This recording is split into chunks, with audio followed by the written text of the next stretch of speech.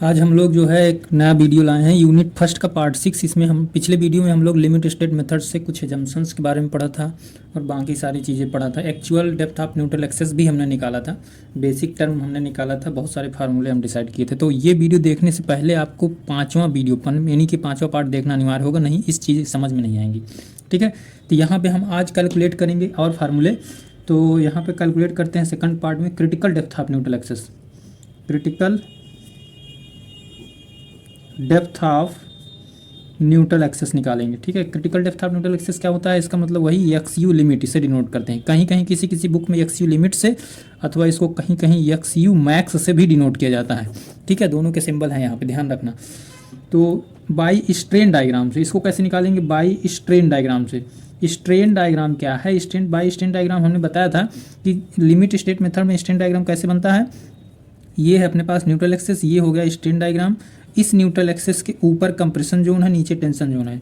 तो ऊपर वाले एक्सट्रीम फाइबर में स्ट्रेन की वैल्यू जो आ रही थी 0.0035 आ रही थी, लेकिन इसके जस्ट नीचे कितना आ रहा था, 0.002 आ रहा था। ये डिस्टेंस को आप एक्स यू मैक्स कह दो या एक्स यू लिमिट कह दो, दो में कोई एक कह सकते हैं। ठीक है, तो ये कितनी हो जाएगी, D minus x u max हो जाएगी। अब ट्रेंगल की प्रॉपर्टी लगा दो इस पर। ट्रेंगल की जब आप प्रॉपर्टी लगा के इसको सॉल्व करोगे तो यहाँ से क्या निकल के आएगा, यहाँ से निकल के आएगा अपने पास एक्स यू मैक्स की वैल्यू निकल के आ जाएगी, क्योंकि हमने मैक्सिमम स्ट्रेन की वैल्यू रख लिया है। तो अब ये स्ट्रेन डायग्राम की हेल्प से हम क्या निकालेंगे, एक्स यू मैक्स की वैल्यू निकालेंगे। तो क्या है, इसकी वैल्यू को रख देना है आपको। X u max is equal to ये हो जाएगा क्या, 0.002 plus f y divide by 1.15। जैसा कि हम WSM में किए थे वैसा LSM में भी कर रहे हैं। बेसिक फार्मूला निकालने का ही एक प्रोसेस है। तो इसको आप कैलकुलेट कर लोगे, ये डिस्टेंस डिवाइड बाय ये डिस्टेंस हमने कर दिया, और ये डिस्टेंस डिवाइड बाय ये टोटल डिस्टेंस कर दिया। ठीक है, तो यहाँ से हमें क्या मिल जाएगा, जब इसको आप कैलकुलेट करोगे तो x u max divide by d is equal to क्या हो जाएगा, 700 डिवाइड बाई 1100। इसको आप सॉल्व करोगे तो 0.87 एफ वाई फर्दर ये डाटा हमें यहाँ से मिल जाएगी, जो कि एक स्टैंडर्ड फार्मूला है, जो कि IS कोड में भी ये चीज़ दिया है। अब आप डी से इधर ट्रांसफर कर दो तो एक्स यू मैक्स की वैल्यू आपको डायरेक्टली पता चल जाएगी। लेकिन यहाँ पे ध्यान देने वाली बात है, अगर हम ग्रेड की वैल्यू रखते जाएँ तो ये रेशियो एक पता चल जाएगा। तो इसका मतलब क्या है, एक्स यू मैक्स अगर हम शॉर्ट फॉर्म में निकालना चाहें, ध्यान रखना इस बात को, FE 250 अगर ग्रेड रख दें तो इसके लिए जो वैल्यू आती है 0.53 डी आती है। अगर हम ग्रेड बदलते जाएं तो उसकी वैल्यू बदलती जाएगी। तो ये हो जाएगा 415 के लिए 0.48 डी हो जाएगी। ये सारी वैल्यूज़ कहाँ पे IS 456 2000 में लिखा हुआ मेंशन है। तो ये हो जाएगा 0.46 डी हो जाएगा। यहाँ से आप डायरेक्टली, अगर हमें क्वेश्चन में ग्रेड पता हो, जैसे क्वेश्चन में कह देता है ना कि M20 FE 415 steel are used, तो समझ लेना कि एक्स यू मैक्स की वैल्यू आप अगर डेप्थ पता हो तो हम डायरेक्टली यहाँ से ही निकाल सकते हैं एक्स यू मैक्स। ठीक है, तो आपने एक्चुअल निकाल लिया, आपने क्रिटिकल निकाल लिया, दो चीज़ें हमने बता दिया। अब लीवर आर्म देखो कैसे निकाला जाता है। लीवर आर्म का वही फार्मूला पुराना है, लेकिन यहाँ पर रिप्रेजेंटेशन जेड यू से किया जाता है। तो जेड यू बराबर जो फार्मूला निकल के आता है वो डी माइनस 0.42 एक्स यू निकल के आता है। ठीक है, अब ये फार्मूला आया कहाँ से, ये भी चीज़ समझ लो, क्योंकि हमें पता है कि लीवर आर्म की डिफिनीशन क्या होती है। लीवर आर्म की डिफिनीशन ये होती है, ये है अपने पास टेंसाइल वाला फोर्स TU, यहाँ पे अपने पास कंप्रेसिव फोर्स है, तो इनके बीच की जो डिस्टेंस होती है वही लीवर आर्म होता है। यानी कि टेंसाइल स्ट्रेस और कंप्रेसिव स्ट्रेस के बीच की जो वर्टिकल डिस्टेंस होती है वो क्या कहलाता है, लीवर आर्म कहलाता है। तो वही चीज़ तो हम यहाँ पे रखे हैं, क्योंकि टॉप से इसके सेंटर ऑफ ग्रेविटी CG के बीच की दूरी कितना था, 0.42 था।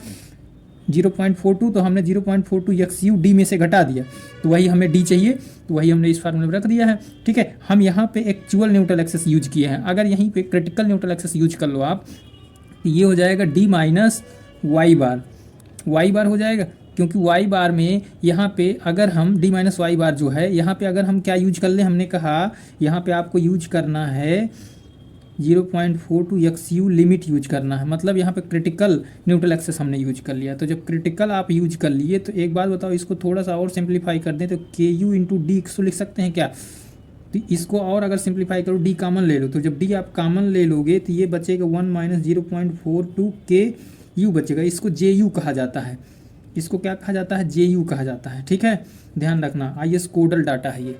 तो इसको जब आप JU कह रहे हो, इसका क्या मतलब है, इसका मतलब ये है कि ZU बराबर हम ये कह सकते हैं कि JU into D।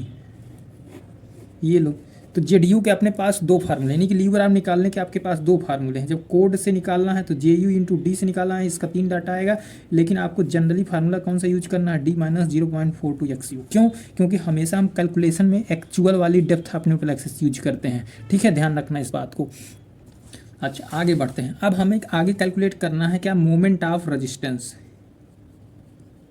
Moment of resistance, moment of resistance किस मेथड से, LSM मेथड से कैलकुलेट करना है। तो देखो यहाँ पे MR के दो फार्मूला था, एक था अपने पास MRC था, एक था अपने पास MRT था, ठीक है, था रिप्रेजेंट। तो MRC मतलब कंक्रीट वाला, तो कंक्रीट वाला जो फोर्स आप निकाले थे 0.36 FCK into B into XU, ये था फोर्स। अब इसी फोर्स में अगर लीवर आर्म से मल्टीप्लाई कर दें तो क्या निकल के आ जाएगा, मोमेंट ऑफ रेजिस्टेंस निकल के आ जाएगा। लेकिन यहीं पे हमने टेंशन वाले फोर्स की भी बात किया था, तो टेंशन वाला फोर्स क्या निकल के आया था, 0.87 FYAST, ये फोर्स निकल के आया था। अगर हम इसमें लीवर आर्म से मल्टीप्लाई कर दें तो ये ZU निकल के आ जाएगा, ठीक है। ध्यान देने वाली बात ये है कि MRT का प्रयोग हम कब करते हैं, जब हमारे पास कंडीशन क्या पता हो, जब हमारे पास XU की वैल्यू छोटी हो, किससे, XU लिमिट से, ठीक है। ध्यान यहाँ पे ये रखना है अपने आप को कि जब XU should be less than XU limit हो, इसका क्या मतलब है, इसका मतलब है एक्चुअल न्यूट्रल एक्सिस कम है क्रिटिकल न्यूट्रल एक्सिस से, ठीक है। तो हमारा क्या बन जाएगा सेक्शन, तो सेक्शन, इस तरह के सेक्शन हमारे क्या कहलाते हैं, अंडर रेनफोर्समेंट सेक्शन कहलाते हैं, अंडर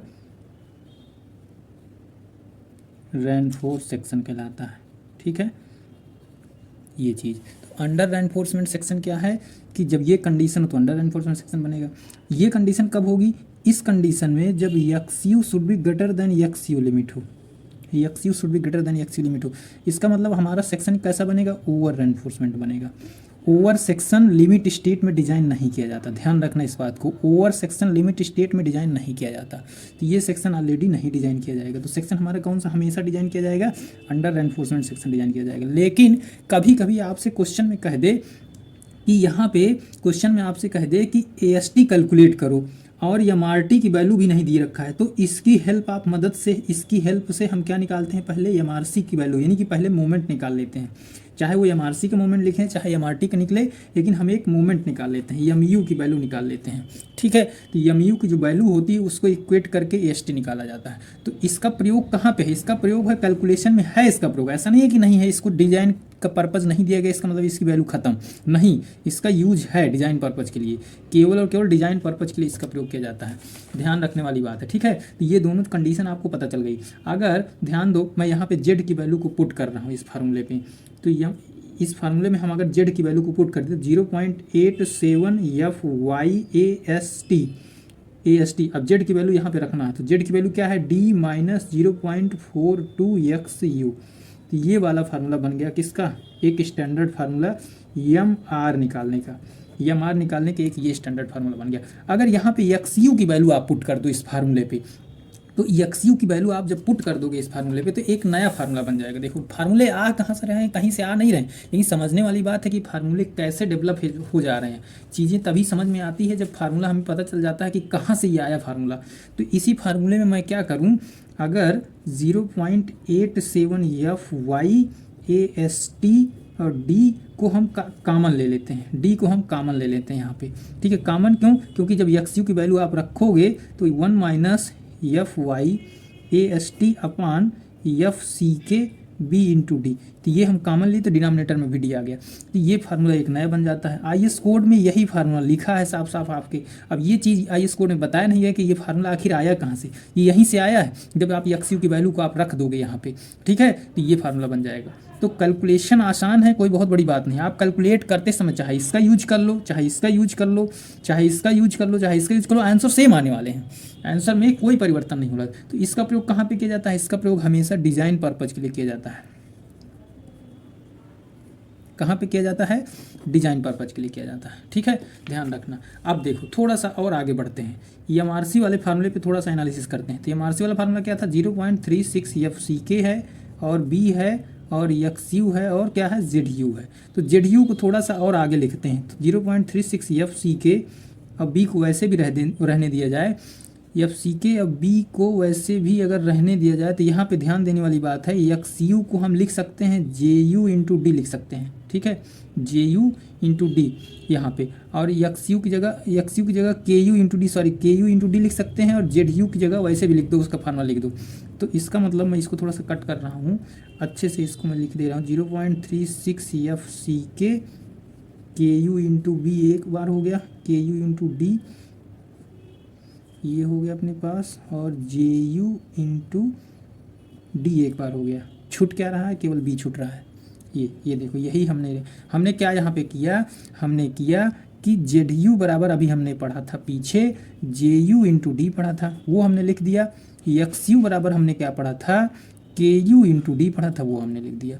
इन दोनों को लिख दिया तो एक नया फार्मूला हमें बनेगा, जो बनेगा QU/BD² FCK। अब ये QU कहाँ से आ गया, जो कांस्टेंट टर्म है उसको हमने QU कह दिया, IS कोड ने उसको QU कह दिया, क्योंकि कांस्टेंट टर्म जो है अपने पास, जो QU है, ये कांस्टेंट टर्म 3 वैल्यू पर निर्भर करते हैं। किस किस पर, FE 250 पर डिपेंडेंट है, FE 415 पर डिपेंडेंट है, FE 500 पर डिपेंडेंट है। ये फार्मूले में ध्यान रखना इस बात को, EMRC की बात कर रहे हैं हम यहाँ पे, ठीक है।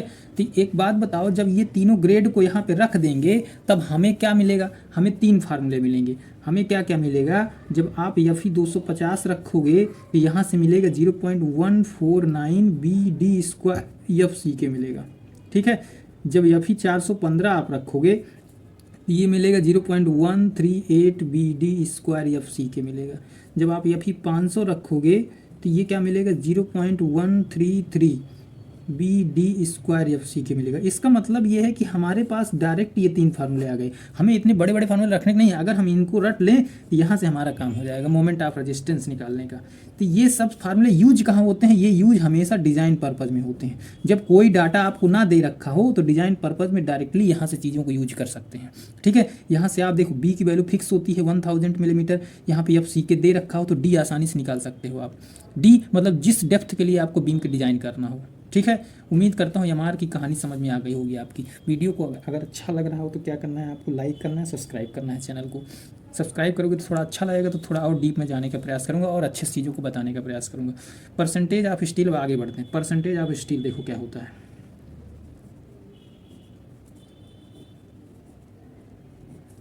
Percentage of steel, percentage of steel को PT लिमिट से डिनोट करते हैं यहाँ पे। तो PT लिमिट का फार्मूला क्या होता है, 0.414 FCK XU limit divide by FY into D, ये फार्मूला होता है। अब ये फार्मूला कहाँ से आया, ये फार्मूला आया है, अगर आप यहाँ पे ध्यान देने वाली बात है, ये फार्मूला मैं बता देता हूँ कहाँ से आया। ये फार्मूला डायरेक्टली कोड में लिखा है, लेकिन मैं आपको बताने का प्रयास करूँगी ये फार्मूला आया कहाँ से।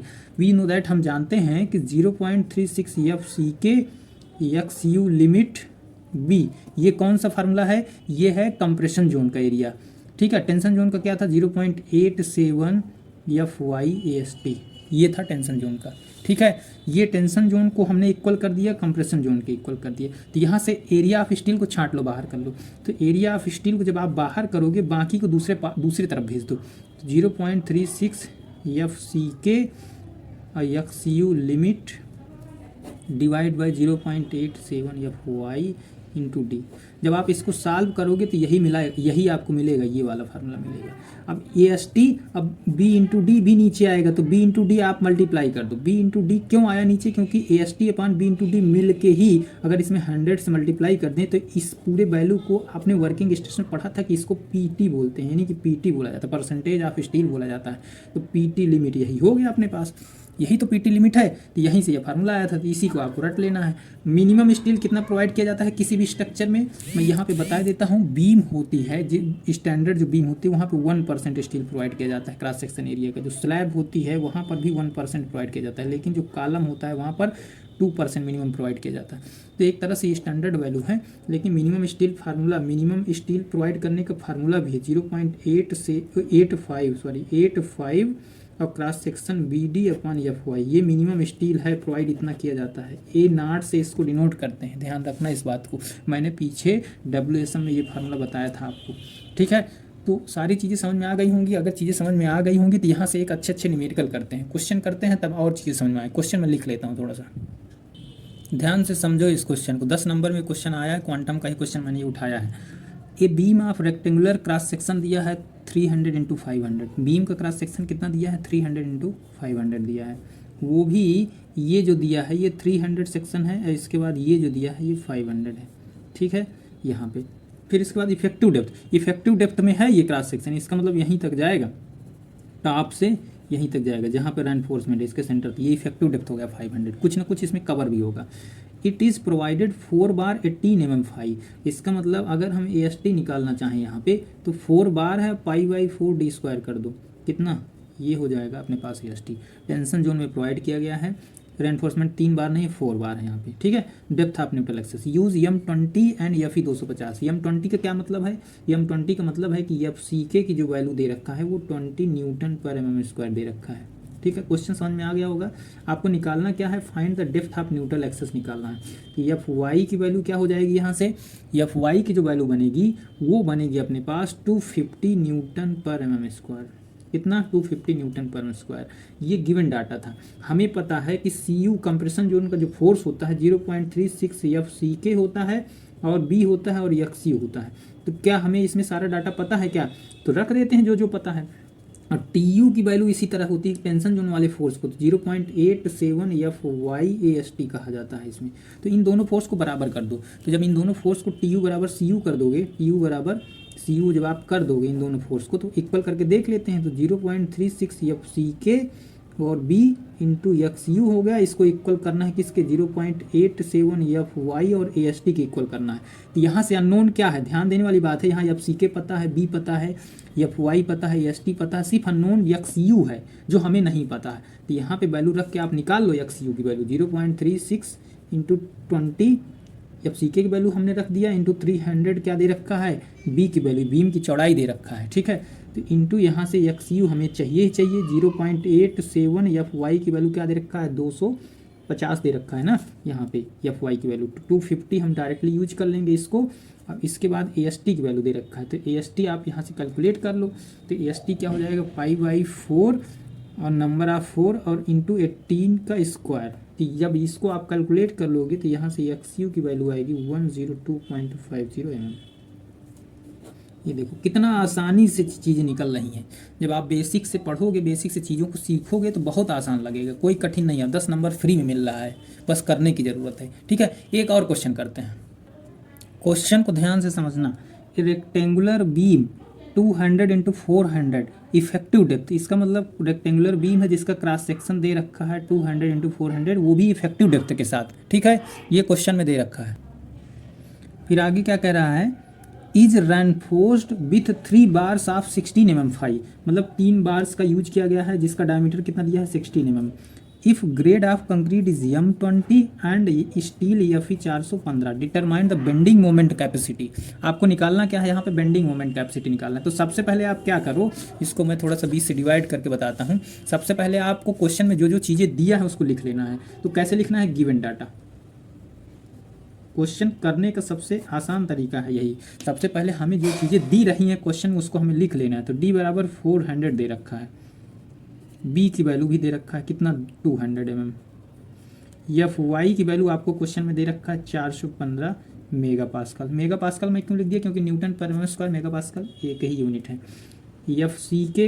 FCK बराबर 20 मेगापास्कल MPa, ठीक है। ये भी दे रखा है और क्वेश्चन कुछ दिया है। अब यहाँ से हम क्या कर लें? AST निकाल लें। AST बराबर कितने बार हैं? 3 हैं, π/4 और D की वैल्यू कितना दे रखा है? 16। इसको जब आप सॉल्व करोगे किया जाएगा 603.19 mm स्क्वायर, ठीक है, एरिया ऑफ स्टील निकल गया। जब एरिया ऑफ स्टील निकल गया तो आप कैलकुलेट करना शुरू करो। आपसे कहा है कि बेंडिंग मोमेंट कैपेसिटी निकालो, तो सबसे पहले आप पता करो कि सेक्शन ओवर है कि अंडर है। तो ओवर अंडर के लिए सबसे पहले हम क्या निकालें, एक्स यू निकाल लेते हैं। एक्स यू का फार्मूला हमने बताया था 0.87 एफ वाई ए। तो यहाँ पे एक्स यू का वैल्यू क्या थी, 0.87 f y a s t divide by 0.36 f c k into B, ठीक है। इतनी बात समझ में आ गई होगी। अब यहाँ पे सारी वैल्यू रख देना है। तो जब आप इसको सारी वैल्यू रख के कैलकुलेट करोगे 0.87, देखो ग्रेड दिया है स्टील का 415, एरिया ऑफ स्टील हमने निकाल लिया है 603, यहाँ पे 603.19, ठीक है, divide by 0.36 into 20 f c k की वैल्यू। अब बी की वैल्यू कितना दे रखा है 200, इसको सिंप्लीफाई करोगे 151.23 मिलीमीटर, ये लो आ गया अपने पास। ये एक्स यू है, एक्चुअल वैल्यू है ये। क्रिटिकल निकाल लो। क्रिटिकल वैल्यू निकालने का फार्मूला हमने बताया था कि एक्स यू लिमिट से इसको डिनोट करते हैं। क्रिटिकल वैल्यू निकालने के लिए अगर आपको ग्रेड पता है तो 60 फार्मूले कुछ हमने बताया था। 0.48 डी इसमें यूज होगा क्योंकि ग्रेड की वैल्यू 415 दे रखा है, ठीक है। 3 ग्रेड बताया था, तीनों ग्रेड के लिए ध्यान दे देना। ये आईएएस कोड में भी दिया, अगर फार्मूला भूल जाओगे तो वहाँ से खोज के भी लगा सकते हो, लेकिन पता होना चाहिए किस पेज में है ये क्वेश्चन या इस फार्मूला। तो 0.48 और डी की वैल्यू कितना दे रखा है 400। जब आप इसको सॉल्व करोगे तो 192 mm आ गया। ये लो, एक्स यू लिमिट की भी वैल्यू पता चल गई। इसका मतलब क्या है कि ये 192 आया है, ये आया है 151, कौन बड़ा है? इसका मतलब है कि x you is less than x you limit.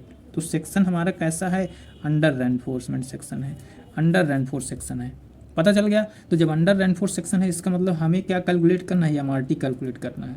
और under reinforcement section LSM design करने की क्या क्राइटेरिया भी देता है कि आपको अंडर रेनफोर्समेंट सेक्शन ही डिजाइन करना है, ठीक है। तो ये एमआरटी कैलकुलेट करने के लिए हमें पास क्या फार्मूला है, 0.87 f y a s t और डी माइनस 0.42 एक्स यू। ये सिंपल सा फार्मूला है अपने पास, इसी फार्मूले पे रखना है, केवल डाटा रखना है। एफ वाई की वैल्यू आपको दे रखा है 415 दे रखा है। ए एस टी आपने निकाल चुका है कितना, 603 निकाल चुका है 19। डी की वैल्यू भी दे रखा है 400 माइनस 0.42। एक्स यू आपने निकाल लिया, कितना निकाला 151.23। ये वही एक्स यू यूज करेंगे जो एक्चुअल वाला होगा, ठीक है। तो यही डाटा आपको कैलकुलेट करना है। अब देखो यहाँ पे कैलकुलेशन में क्या आएगा, कैलकुलेशन में आएगा 73279203। ये वैल्यू, ये गलती ना करना एग्जाम में, ये न्यूटन एमएम में आया है। अब आप इसको 60 फॉर्म में लिख करके 73.279 किस में बदल दो, किलो न्यूटन मीटर में बदल दो। किलो न्यूटन को किलो न्यूटन में बदल दोगे तो 3 डाटा और पीछे चले आओ, ठीक है। फिर इसके बाद एमएम को मीटर में बदलने का प्रयास करोगे, 3 डाटा और पीछे चले आओ। इसका मतलब 10⁶ से क्या कर दोगे, इसमें डिवाइड कर दोगे तो ये इसमें बदल जाएगा। सिंपल सी बात है। तो यही आपके पास क्या है, एमआरटी है, यही आपके पास बेंडिंग मोमेंट कैपेसिटी है। ये जो क्वेश्चन में कर determine the bending moment capacity, यही तो बेंडिंग मोमेंट कैपेसिटी है। एक क्वेश्चन और करते हैं इसके आगे। देखो आप इस क्वेश्चन को समझो, ये क्वेश्चन थोड़ा सा अलग है। क्वेश्चन क्या है, a rectangular beam section is 20 centimetre wide and 35 centimetre deep up to centre of reinforcement, determine the reinforcement required. इसमें आपको रेनफोर्समेंट निकाल, इसके मतलब इसमें आपको ए एस टी की वैल्यू निकालना है, एरिया ऑफ स्टील, यानी कितना रेनफोर्समेंट आप बी में प्रोवाइड करोगे। If has factored moment is 5 kilo Newton. इसका मतलब मोमेंट जो बीम में आ रहा है वो 5 किलो न्यूटन दे रखा है। इसका मतलब लोड इस आपको मोमेंट रजिस्टर करने के लिए, यानी कि 5 किलो न्यूटन मोमेंट को रजिस्टर करने के लिए आपको डिजाइन करना है बीम को, कितनी सरिया लगाओगे इसमें। क्वेश्चन यही कह रहा है, ठीक है। तो इसको करते हैं, उम्मीद करता हूँ क्वेश्चन आपकी समझ में आ गया होगा। यम 25 ग्रेड दिया है या फिर 415 दिया है। तो सबसे पहले हम क्या करते हैं, गिवन डाटा लिख लेते हैं, हमें क्या क्या दिया है और क्या निकलवाना जा रहा है, गिवन डेटा। तो गिवन डेटा के अकॉर्डिंग हमें देखो बीम का बेर्थ दिया है कितना 200 mm, ये सेंटीमीटर में दिया है, मैंने mm में लिख लिया है, ठीक है। तो डी की वैल्यू क्या दे रखा है 350 मिलीमीटर दे रखा है। एफ वाई की वैल्यू क्या दे रखा है 415 मेगा पास्कल, ठीक। और एफ सी के की वैल्यू जो दे रखा है 25 मेगा पास्कल दे रखा है। इतनी चीज़ें हमें पता है क्वेश्चन के अकॉर्डिंग, ठीक है। अब हमें निकालना है, अच्छा एक चीज़ और दे रखा है, एम यू की वैल्यू दे रखा है, फैक्टर्ड मोमेंट की वैल्यू दे रखा है 5 किलो न्यूटन मीटर। अगर हम इसको थोड़ा सा और कन्वर्ट कर देंगे तो 5 × 10⁶ लिख सकते हैं क्या इसको, न्यूटन मिलीमीटर में। ठीक है, ध्यान रखना इस बात को। अब हमें निकालना क्या है, एरिया ऑफ स्टील निकालना है। यही तो क्वेश्चन में निकालना है कि कितनी सरिया लगाया जाए कि इस मोमेंट को वो क्या कर ले, सरिया सह ले, रेनफोर्समेंट इतना निकालना है आपको। ठीक है, तो सबसे पहले आप क्या करो कि यहाँ से अगर हम किसी भी तरह mu की वैल्यू तो दे रखा है, किसी तरह actual depth of neutral axis निकाल लें, actual depth of neutral axis निकाल लें। तो हमें नहीं पता, हमें फार्मूला यहाँ से निकालना है, mu लिमिट निकालना। हमें पहले ये पता करना है कि सेक्शन हमारा ये अंडर वाला है कि ओवर वाला है। अगर ये पता चल जाए तो हम यहाँ से AST की वैल्यू कैलकुलेट कर सकते हैं। ठीक है, तो mu लिमिट कैसे पता चलेगा, हमने देखो ये फार्मूला आपको बताया था। देखो इस फार्मूले से हमने बताया था कि अगर ग्रेड स्टील का दे रखा है तो 3 फार्मूले हमने बताया था। तो इस फार्मूले से हम mu लिमिट निकालने का प्रयास करेंगे। mu लिमिट क्यों निकालने का प्रयास कर रहे हैं, क्योंकि एक्चुअल लिमिट दे रखा है मोमेंट 5 × 10⁶। तो इन दोनों में कंपेयर कर सकते हैं ना कि कौन बड़ा है कौन छोटा है। तो ध्यान देने वाली बात है, यहाँ से जब आप कैलकुलेट करोगे तो 0.138 FCK की वैल्यू दे रखा है 25 दे रखा है। क्रॉस सेक्शन ऑफ बीम कितना दे रखा है 200 × 350, इसका स्क्वायर कर दो। जब आप इसको कैलकुलेट करोगे यहाँ से तो ये क्या आ जाएगा, 84 के लगभग आ जाएगा, 52 किलोन्यूटन। सोचने वाली बात है कि जो आपने कैलकुलेट किया वो बड़ा है और एक्चुअल मोमेंट की वैल्यू 5 × 10 यानी कि 5 किलोन्यूटन दे रखा है, और जो आपने कैलकुलेट किया वो 84 किलोन्यूटन के लगभग आ रहा है। इसका मतलब ये हुआ कि सेक्शन हमारा कैसा है, अंडर रेनफोर्समेंट सेक्शन है। सेक्शन कैसा है, सेक्शन इज अंडर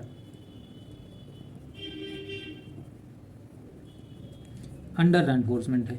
तो अंडर रेनफोर्समेंट के लिए अब आपको कैलकुलेट करना है क्या, अब आपको कैलकुलेट करना है now calculate neutral axis, XU निकालेंगे हम एक्चुअल वाला। तो इसका फार्मूला क्या है, XU निकालें का, जहाँ पे XU हो वही वाला फार्मूला आप लगा दो। तो 0.36 FCK XU × B और D - 0.42 XU लो। हमने 0.36 इसको क्यों चुना, क्योंकि MRC का फार्मूला था यार। इसको इसलिए चुना क्योंकि हमें अगर हम MRD वाला चूज़ कर लेते 0.87 तो वहाँ पे AST आ रहा था, और जो कि AST हमें पता नहीं है। तो यहाँ से हम निकाल सकते हैं mu की वैल्यू यहाँ पे रख दो, कितना है एक्चुअल 5 × 10⁶ है, 0.36 FCK रख दो 25। XU आपको निकालना ही है, B की वैल्यू दे ही रखा है, D की वैल्यू दे ही रखा है 350। ये लो सारा डाटा पता है, XU नहीं पता, यहाँ से XU निकाल लो, यहाँ से कैलकुलेट कर लो। तो ये 8.02 mm आ रहा है। ठीक है, क्योंकि हम वैल्यू को यहाँ पे mm में रख दिए हैं। तो XU पता चल गया आपको एक्चुअल वाला। जैसे ही XU पता चल गया आपको तो यहाँ से आप AST कैलकुलेट कर लो, कैलकुलेट फॉर AST। अब ये फार्मूला लगा दो, MRT बराबर 0.87 FY AST D - 0.42 XU। पहले अगर यही फार्मूला लगाते तो AST आपको नहीं पता था, लेकिन अब यहाँ पे देखो AST और XU दो चीज़ें नहीं पता थी, तो दो अननोन तो कैसे एक इक्वेशन में निकल सकता है, इसीलिए हमने उसका सहारा लिया कैलकुलेट करने के लिए एक्चुअल। तो यहाँ से वैल्यू को रखते जाओ 5 × 10⁶। अब यहाँ पे 0.87 FY की वैल्यू कितना दे रखा, 415। AST आपको निकालना ही निकालना है, D - 0.42 XU की वैल्यू दे रखा है कहाँ पे, 8.02 आपने निकाल लिया है। ठीक है, जरूरी नहीं है कि आप इसी फार्मूले से AST निकालो, जिस फार्मूले में AST आ रहा हो वहाँ से निकालो, लेकिन सारा डाटा हमें पता होना चाहिए। यहाँ से AST आप कैलकुलेट करोगे तो ये आ जाएगा 5 × 10⁶ डिवाइड बाई 12 5150.762। तो ये आ जाएगा 39.95 के लगभग। इसका मतलब हम अप्रॉक्सीमेट इसको लिख सकते हैं 40 mm²। ठीक है, अब इतनी स्टील आपको प्रोवाइड करना है, लेकिन IS कोड कहता है, IS 456 कहता है कि मिनिमम स्टील आपको डालना ही डालना है, कितना 0.85 BD/FY। तो इसके आधार पर भी थोड़ा कैलकुलेट कर लो, कहीं ये वाली जो स्टील है कहीं इससे ज़्यादा ये तो नहीं आ जा रहा है। तो जब आप इसको कैलकुलेट करोगे तो 0.85 200 350 अपॉन एफ वाई, क्योंकि क्रॉस सेक्शन ये है, तो जब हमने इसको कैलकुलेट किया तो ये 143.37 आ रहा है। आपका काम इतनी ही सरिया से हो जाएगा, लेकिन मिनिमम इतना सरिया डालना है, आईएस कोड कहता है। तो भाई आईएस कोड कहता है इतनी सरिया डालना है, तो हम इतनी क्यों डालें, हम इसको फॉलो करना पड़ेगा, हमें इसी में कैलकुलेट करना है। 143 आ गया, इसका मतलब 143 एरिया है, ये एएसटी हो गया, इतना सरिया आपको डालना ही डालना है एएसटी। अगर मैं कहूँ इस एएसटी के आधार पर आप बता सकते हो क्या कितने एमएम की सरिया और नंबर ऑफ छड़ कितने होंगे।